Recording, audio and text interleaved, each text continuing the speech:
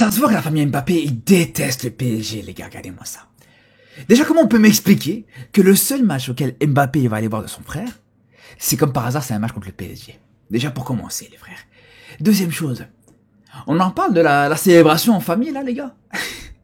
Moi, je vous dis, le sourire d'Mbappé, là, c'est pas juste parce que son frère, il a marqué. C'est parce que son frère, il a marqué contre le PSG, frère. Et t'as un Mbappé qui marque, il fait la célébration de son frère. En le regardant, les gars, il y a tout le monde qui est content. Alors moi, je vous le dis, les gars. C'est pas juste parce que c'est un but, voilà, d'Ethan Mbappé en Ligue 1. Non, non.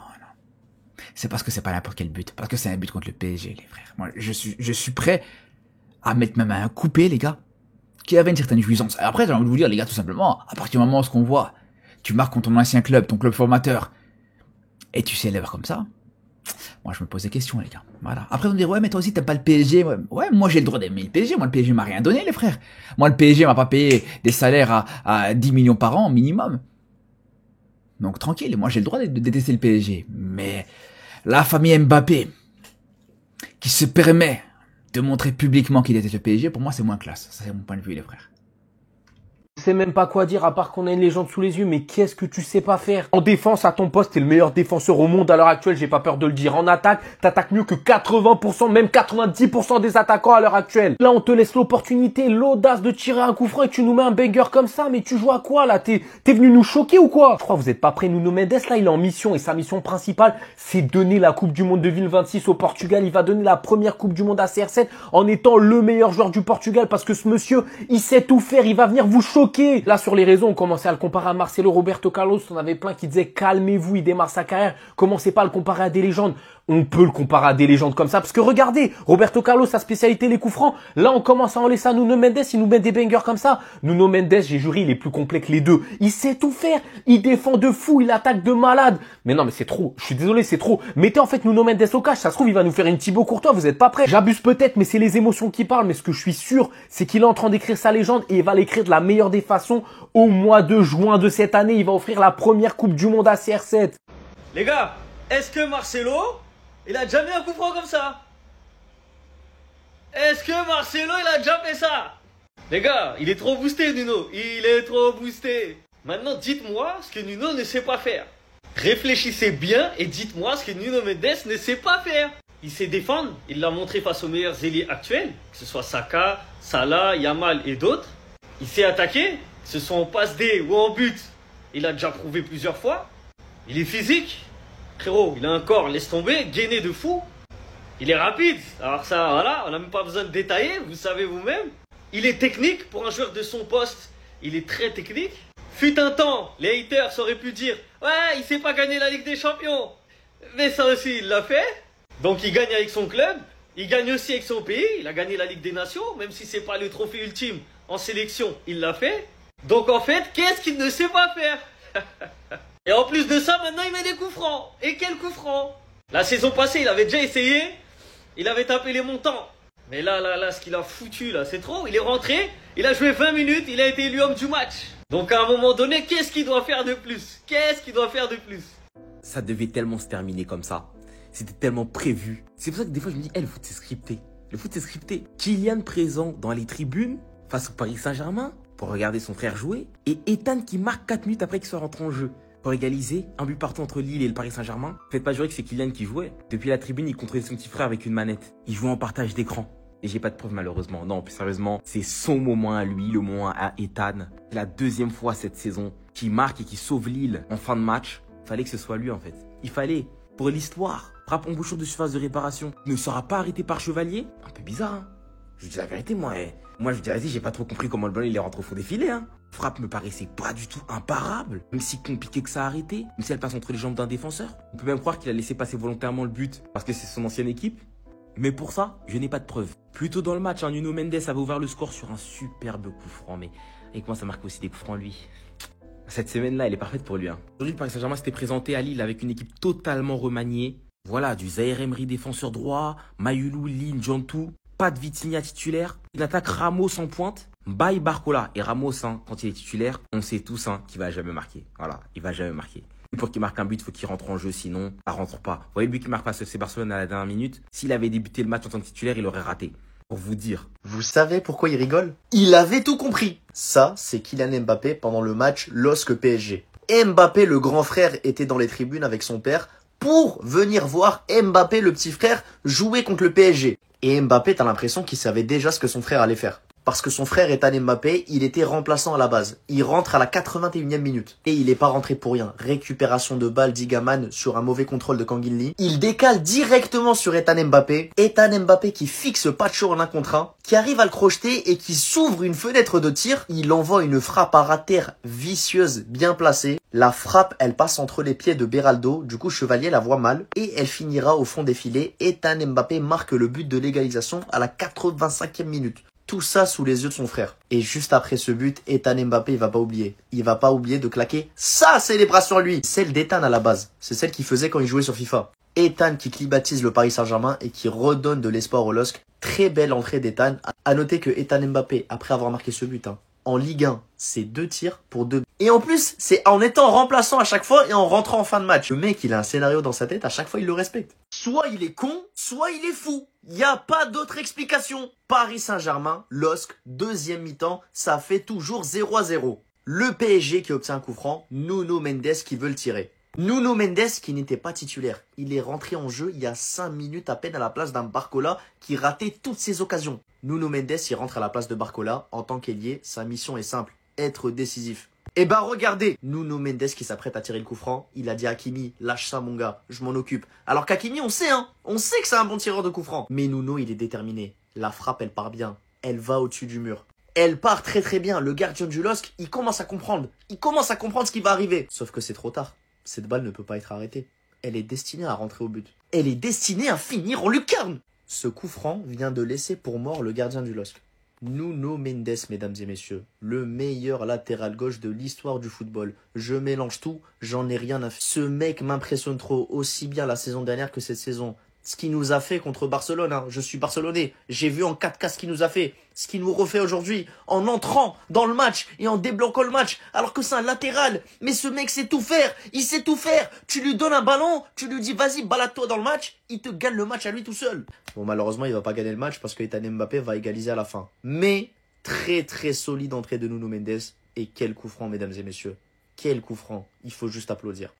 Le Paris Saint-Germain est maintenant une équipe redoutable sur coup de pied arrêté avant. C'est vrai que c'est le gros point faible des Parisiens. Maintenant, c'est un point fort, preuve à l'appui. Sur ses 13 buts marqués cette saison en Ligue 1, le PSG en a déjà inscrit quand même 8 sur coup de pied arrêté. Que ça soit coup franc, que ça soit corner, peu importe. Mais 8 buts sur 13 sur coup de pied arrêté. La preuve hier, ce magnifique coup franc direct de Nuno Mendes en pleine lucarne. Donc seul le Bayern Munich et Arsenal font mieux dans le Big 5 européen.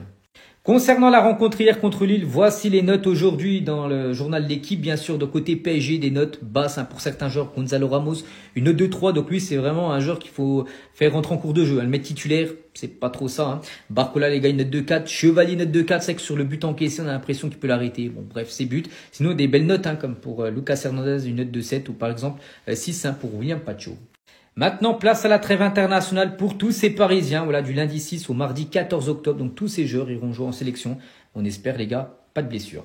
Et concernant les joueurs non retenus, il y a quand même entraînement, les gars, cette semaine, de lundi jusqu'à vendredi. Entraînement, bien sûr, pour les joueurs non retenus en sélection. Samedi, dimanche prochain seront des jours de repos. Est-ce que tu regardes les matchs? Tu regardes les matchs? Lui, il regarde les matchs. Lui, il célèbre les matchs. Non, je vais pas être de mauvaise foi avec lui. Là, c'est la famille. La famille, on touche pas. Ethan Mbappé, buteur, MVP, but égalisateur face au Paris Saint-Germain. Il vient décrocher le point du nul. Sous les yeux de Big Brother. Sous les yeux de Kiki. Et désolé, pas de pressing. Je peux pas. Pas sur ça. Et si vous le faites, je suis désolé. Vous êtes des merdes. Voilà. Y a pas d'autre mot. Il est là. D'accord, le Paris Saint-Germain, c'est son ancien club. On sait tous qu'il est pas en bon terme avec Nasser. On le sait tous. C'est pas une surprise. Mais là, il y a son petit frère qui y joue. Imaginez-vous si votre petit frère là, il jouait pour un club qui affronte votre ancien club, même votre club présent. Moi là, si mon fils ou mon petit frère, il joue contre le Barça, mais il marque. Mais vous savez même pas comment je célèbre. Même si je suis connu, que je suis filmé, qu'on zoome sur ma tête, mais il faut voir les saltos que je ferai en tribune. En plus, son frère, il lui rend hommage. Célébration du grand frère. Non, je vous jure, autant Kylian, footballistiquement parlant, je critique ses performances, mais autant leur petite histoire d'amour fraternel, moi je trouve ça beau. Parce que c'est peut-être la part la plus humaine, la plus sincère de Kylian. Quand il parle de son frère, quand ils sont ensemble, quand ça parle des deux, je vous jure que ça se voit, ça triche pas. Son frère, il l'a dans son cœur, comme un vrai grand frère doit avoir son petit frère dans son cœur. Ouais, chapeau, Ethan. Ouais, non, en fait, faut dire ce qui est. Tu pouvais pas faire mieux. Tu récupères ta célébration, ta propre célébration, celle que t'as inventée. Devant toute ta famille et devant ton grand ref qui te l'a usurpé, jusqu'à preuve du contraire. Face à ton ancien club, en plus, tu les empêches de gagner. En plus, il la cale tout en s'excusant. Mais respect, qu'est-ce que tu peux faire de mieux? Le Paris Saint-Germain et le LOSC qui se quittent sur un score de parité et Lille peut dire merci à son Mbappé. Par contre, pour revenir rapidement sur quelque chose, les caméramans français, vous avez du vice à l'amour. C'est Ethan qui marque. Vous allez zoomer sur Kylian, pourquoi? C'est de le mettre dans la sauce. Il était dans une situation cocasse, célébré contre son ancien club. On sait que les supporters parisiens, ils sont un peu en... Hein? Ou célébrer son petit ref. Ton petit ref, il marque, t'es content. Mais il était entre deux chaises. Mais la célébrer, on s'en fout. Et puis, il a raison. Les supporters parisiens, s'il vous plaît, hein. Comprenez-le, il est devant sa mif. Alors, pour revenir sur le match, c'était un match difficile à regarder, pour être honnête avec vous. Il y a pas mal d'erreurs techniques de la part des joueurs des deux équipes, tout simplement. Les joueurs de Lille comme ceux du PSG. Ça manquait de maîtrise. C'était un Barcola en première mi-temps qui a eu énormément de mal à faire ce qu'il sait faire de mieux. D'ailleurs, en l'absence des cadres du Paris Saint-Germain, je m'attendais à beaucoup plus de la part de Bradley. Je suis un peu déçu de lui, parce que je m'attendais à beaucoup plus de lui, en espérant qu'il retrouve petit à petit sa confiance et son niveau. J'ai l'impression qu'il a perdu confiance plus qu'autre chose, parce que même à sa conduite de balle, on peut le remarquer. On sait que de base, c'est un joueur qui est nonchalant, mais là, ça devient extrême, genre, c'est horrible à regarder. Mais j'espère qu'il relèvera la tête, parce que Barcola, c'est un joueur qui a du potentiel, et on l'aime, en fait, Bradley. Donc, ceux qui veulent l'enterrer, là, tenez. Ensuite, il y a Mbappé qui rentre en jeu devant toute sa mif et qui récupère toute l'aura du monde en récupérant sa propre célébration. Chapeau, mec. Parce que je sais pas ce que tu aurais pu faire de mieux, tout simplement. Tu rentres, tu sauves les fesses au LOSC, tu marques devant toute ta famille, tu t'excuses et tu récupères ta célébration. Aura plus 1 million, mon ref. Et bravo les Lillois. Parce que aller chercher un résultat face au Paris Saint-Germain, c'est pas donné à tout le monde. Pas au Barcelone en tout cas. C'était ça, abonnez-vous les gars, ça attrape. En fait, avec Nuno, on va changer de question. On va arrêter de se poser la question de savoir si c'est le meilleur latéral gauche du monde. Si c'est même le meilleur latéral du monde tout court. On va commencer à se poser la question de savoir si c'est pas le meilleur joueur du monde. Parce que moi, ma définition du meilleur joueur du monde, c'est celui qui surclasse son poste, mais de loin. Nuno Mendes, aujourd'hui, qui nous gratifie d'un coup franc en pleine lucarne face au LOSC. Personne n'y croyait pour Dembélé, pourquoi ne pas y croire pour Nuno? Hein, France Football? Eux qui ont pour l'habitude de donner à des milieux et des attaquants, encore plus des attaquants. Nuno Mendes qui nous fait, dans une semaine parfaite de sa part, après une masterclass à Montjuïc face au FC Barcelone, il réitère, il est sur la continuité de ses performances depuis 1 an. Et le mec, il est inarrêtable.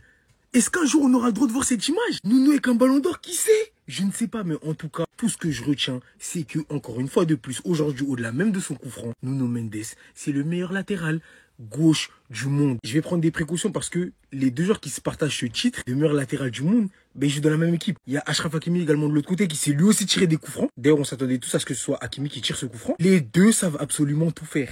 Est-ce que vous vous rendez compte de la perte de latéraux qui joue au PSG? J'en perds ma voix. C'est du délire complet, les gars. On nage en plein délire. Et moi, ce que je redoute avec Nuno Mendes, avec le temps, ce que je redoute le plus, c'est que les gens finissent par s'habituer à ce niveau en pensant que c'est normal. Il est hors norme, hein. Il est hors norme. C'est-à-dire que les normes qui ont été imposées pour un latéral, mais lui, il les dépasse de la même manière qu'Achraf. Ça devient quoi? Je me pose la question. Mais une chose est sûre, Nuno Mendes n'est pas normal. Restez sobre, abonnez-vous les gars, ça travaille. L'OM joue-t-il le titre? La fameuse question, voilà, on l'a posée à plusieurs reprises, Monsieur Salim. C'est quand qu'on peut commencer à parler de titre? Aujourd'hui, après cette journée, l'OM est à 1 point du PSG, donc avec 15 points, meilleure différence de but. Je ne sais pas si vous êtes fort en maths, mais cette journée, c'est même pas un quart de 34 qui est le nombre de journées qu'il y a dans le championnat. L'année dernière, l'OM aussi avait fait un bon début de saison. En 7 journées, 14 points, donc 1 point de moins que cette saison. Et à 3 petits points du PSG et à 5 de Monaco qui était leader. Au final, l'Olympique de Marseille finit 2e à 19 points du PSG. En 22-23, avec Igor Tudor, au bout de 7 journées, Marseille est 2e avec le même nombre de points que le PSG, 19.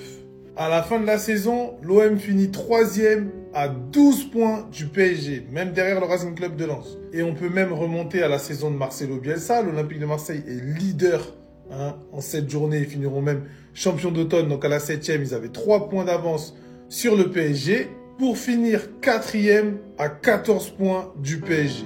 Donc les gars, oui, cette saison, au-delà des points, de l'écart de points, il y a plus de certitude sur l'effectif de l'Olympique de Marseille, sur le coaching, sur ce qu'ils ont montré dans des grands matchs, mais on n'est qu'en octobre. Le plus dur, c'est être régulier toute la saison. Donc, pour répondre à la question, quand est-ce qu'on pourra parler de titre? Pour moi, après le match retour en championnat à Paris, parce que là, il y aura aussi une confrontation et après, on verra à combien de points l'OM se situe. Peut-être qu'on pourra éventuellement parler de titre à ce moment-là. Mais pour ma part, mes objectifs de saison, je ne les change pas. Être à moins de 10 points de Paris dans le top 3 à la fin de la saison, battre au moins une fois le PSG, c'est fait, et se qualifier au minimum pour les huitièmes de finale de Ligue des Champions. Si on fait ça, pour moi, la saison sera réussie. Bien sûr, si on fait mieux, je prends. Mais si ça, c'est pas l'image de la soirée, je sais pas c'est quoi. Je sais pas c'est quoi. Le tête contre tête de Ethan Mbappé avec Hakimi à la fin du match Lille-PSG. C'est des images qu'on aime voir. C'est le divertissement comme on aime, j'ai envie de dire. Aujourd'hui, Lille affrontait le PSG et le match est terminé sur un score d'égalité. Un but partout. Regardez qui a égalisé à la 85e minute. C'est bien lui, l'ancien joueur du PSG, Ethan Mbappé. Au début, il n'avait pas célébré, mais il s'est rappelé d'une chose. Il y avait sa famille dans les tribunes, son père, son frère, et il s'est dit, non, je suis obligé de lâcher une petite trêve pour le kicks. Du coup, il nous a sorti la fameuse célébration. Et je crois que c'est lui qui est à l'origine de cette célébration. Donnez-moi la vraie histoire de cette célébration en commentaire. Je crois que c'est Ethan qui est à l'origine. Mais là où je me suis dit que Ethan Mbappé, il a changé, c'est que lorsqu'il fait le tête contre tête avec Hakimi, Hakimi lui met une petite gifle de grand frère. Bien sûr, c'est pour rigoler. Ils sont pas en train de se disputer, ils sont en train de se chamailler. Sauf que Ethan ne s'est pas laissé faire. Regardez, Hakimi lui met la petite gifle de grand frère. Et Ethan, il lui remet. Et les petits, ils grandissent, ils s'affirment de plus en plus. Il a voulu le chamailler devant les caméras. Il s'est dit, non, moi aussi, je vais te remettre la petite gifle. Bien sûr, c'est pas méchant. Moi, c'est des images que j'aime voir parce que ça se voit que eux, ils sont habitués à jouer à la PlayStation quand ils sont tous les trois ensemble avec Kylian. Apparemment, je suis trop dur avec Chevalier. Apparemment, j'abuse sur son cas. Mais les gars, on est début octobre, il a déjà fait 4 erreurs. Ce soir encore, il est sur la photo du but. J'ai pas le droit de parler de Chevalier. On doit le surprotéger.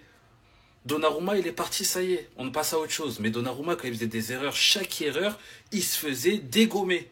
Mais lui, Chevalier, on va le laisser accumuler les erreurs, on va rien dire. C'est pas être dur avec Chevalier, il est au Paris Saint-Germain. Quand Courtois faisait des erreurs au Real, avant d'être performant, il s'est fait dézinguer aussi.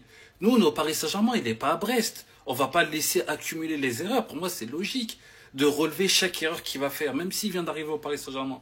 Il faut lui rappeler que tu es dans un grand club qui vient de gagner la Ligue des Champions, qui vise une deuxième Ligue des Champions, donc il faut être performant tout de suite. Je souhaite vraiment de progresser et même de devenir un gardien légendaire au Paris Saint-Germain. Je peux pas avoir la haine envers un joueur qui porte ce logo. C'est juste que je suis exigeant et c'est normal. Pour l'instant, la plus-value Chevalier, je la vois pas au Paris Saint-Germain. Oui, son jeu au pied est plus fort que Donnarumma, c'est normal. Donnarumma, c'était catastrophique. Mais sur les ballons aériens, on a vu les mêmes défauts. On a vu à Marseille. Sur ses fautes de main, on a vu. Contre Tottenham. On a vu. Donc moi, je suis exigeant. Est-ce que je suis trop dur? Puis hier soir, j'ai entendu un nombre incalculable de critiques autour de Lucas Chevalier. En fait, il y en a certains, un jour, la culture de l'instant, elle va vraiment vous tuer. Oui, il est fautif sur le but d'Ethan Mbappé. Oui, il est aussi fautif sur le but de l'OM lors du Classico. Je suis d'accord avec vous, il fait des mauvais débuts au Paris Saint-Germain. Il y en a, vous êtes fous de dire des dingueries comme ça, comme j'ai entendu, Lucas Chevalier il est nul, ramenez-nous Donnarumma, il va nous faire perdre des matchs, dans les grands matchs il va se chier dessus. Pour vous remettre les idées en place, je vais juste vous dire une chose, Lucas Chevalier la saison dernière en Ligue des Champions sur la phase de Ligue, c'est le meilleur gardien, il n'y a personne qui est meilleur que lui. Il sort des excellents matchs contre des Liverpool, des Atlético, des Juventus, des Dortmund. Croyez-moi que pour ceux qui regardaient pas trop Lille, ceux qui regardaient pas la Ligue 1, croyez-moi que c'est un bon gardien, ça je vous le garantis. Ça arrive de faire des mauvais débuts, ça arrive de pas être bien intégré dans une équipe, mais ça va venir. Ne croyez pas qu'il va se chier dessus dans les gros matchs quand à lui tout seul il portait Lille alors que c'était le gardien de but. Je dois vous rappeler aussi que Lille l'année dernière c'est la deuxième meilleure défense de Ligue 1 derrière le PSG et c'est totalement grâce à Lucas Chevalier. Voilà, doucement, tranquille. Oui, il rate son intégration au PSG, oui, il a fait quelques boulettes, mais ça fait pas de lui un mauvais gardien. C'est un très très bon gardien, il va vous le montrer, c'est un international français, il a été excellent avec Lille, donc vous inquiétez pas. N'ayez pas la culture de l'instant, je comprends votre frustration, mais arrêtez de dire des dingueries comme j'ai entendu. Le contrôle va être raté, c'est récupéré par Igaman au 25 mètres dans l'axe. Attention là-dessus, Igaman de la passe dans la surface à Ethan côté droit. Ethan Mbappé accroché sur Pacho, frappe d'Ethan. Non, c'est pas possible, putain.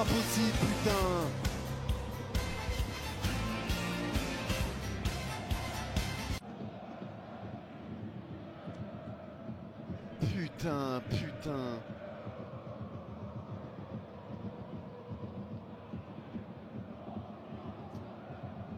Ah putain, la perte de balle qui nous fait mal.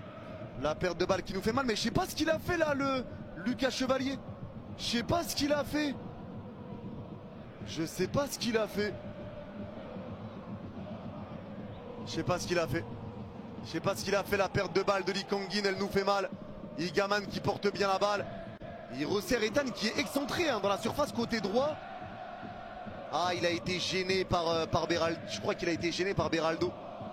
Il a été gêné par Beraldo. Je crois qu'il s'attendait à ce que Beraldo prenne la balle et du coup, il fait pas la parade, Lucas Chevalier. 50e match de Seny Mayulu aujourd'hui, les gars. Est-ce qu'on peut retenir entre le moment où il a été élu Titi d'or au Parc des Princes, enfin du centre de formation, excusez-moi, et du joueur qu'il est aujourd'hui, c'est vraiment phénoménal. Aujourd'hui, je comprends vraiment la raison pour laquelle il n'a pas voulu faire venir Magnès Akliouche et Rodrigo Mora au détriment de Mayulu, parce qu'il voulait lui laisser la place de pouvoir s'exprimer. Et force est de constater que le petit, semaine après semaine, match après match, il confirme le statut qu'il est en train de prendre au PSG. Parce qu'en face de lui, il avait quand même un mec qui peut potentiellement venir troubler son avenir au PSG, les gars. Ayoub Boadi, qui a été relativement bon, je ne l'ai pas trouvé exceptionnel. Et malheureusement, c'est ça qui me gêne dans le fait qu'on est quand même sur un milieu qui était constitué de N'Djantou, Ly et Mayulu. Mais ça reste un milieu fiable. Il a 17 ans, il a 18 ans. Tu sens qu'il a une grosse marge de progression, même si je l'ai trouvé moins en difficulté quand il défendait sur Seny Mayulu. Donc voilà. À côté, Mbaye, il a alterné le bon et le mauvais. Après, on a compris un truc, que son meilleur poste est à gauche.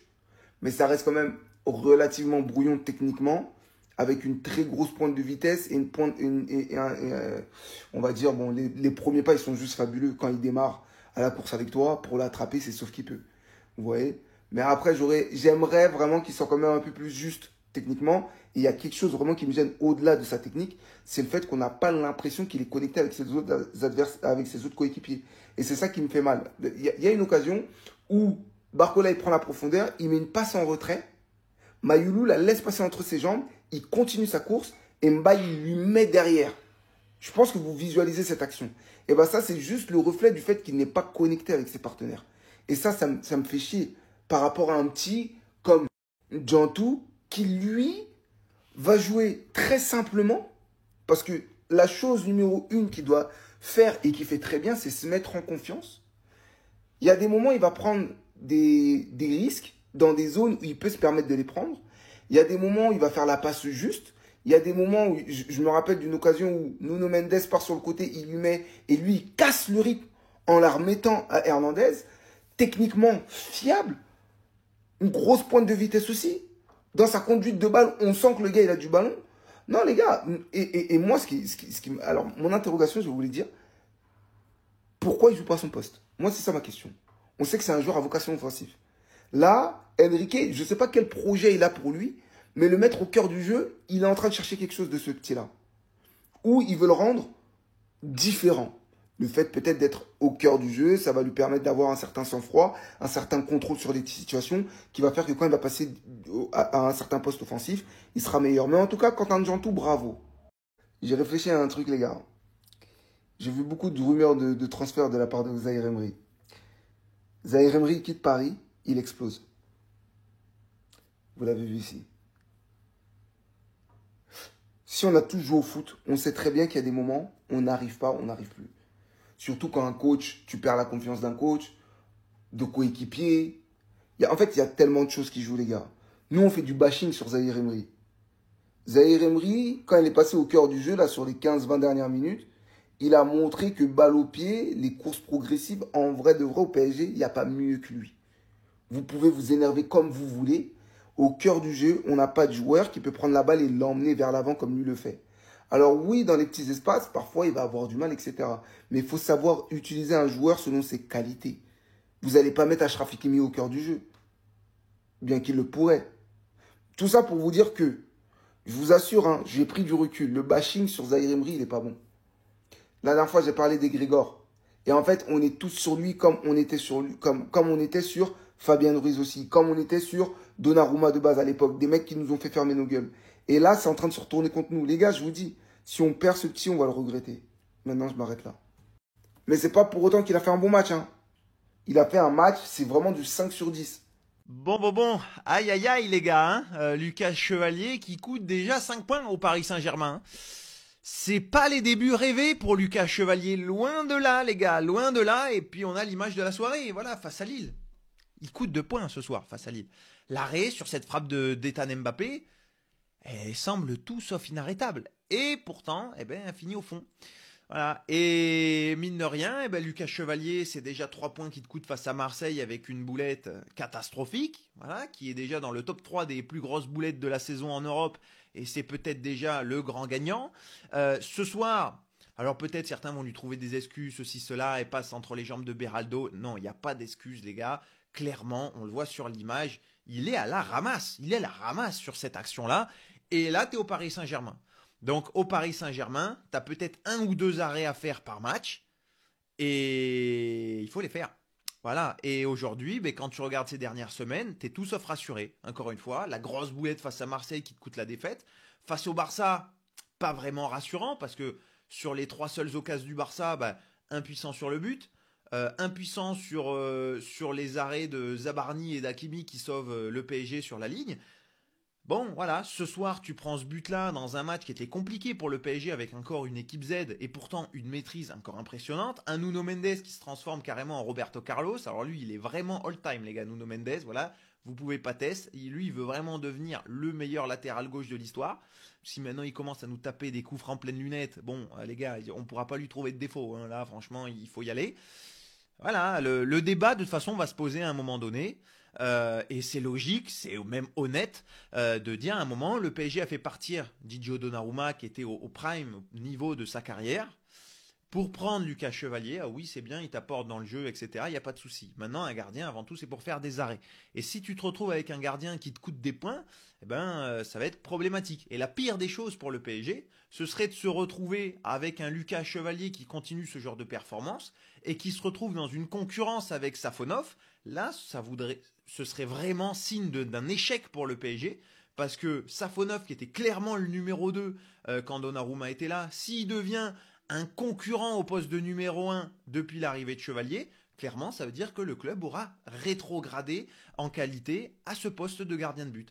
Donc il va falloir très clairement qu'il se réveille, Lucas. Voilà, on l'espère. Son talent, il a. La qualité, il l'a. Il l'a montré avec Lille, notamment encore l'année dernière. Un gardien XXL qui a fait une saison XXL en Ligue 1, en Europe. Meilleur gardien de Ligue 1 l'année dernière. Mais sur ce début de saison-là, on n'a pas l'impression de retrouver le même joueur. Alors est-ce que c'est le temps d'adaptation? Est-ce que c'est le maillot qui est un petit peu trop lourd pour lui? On n'espère pas.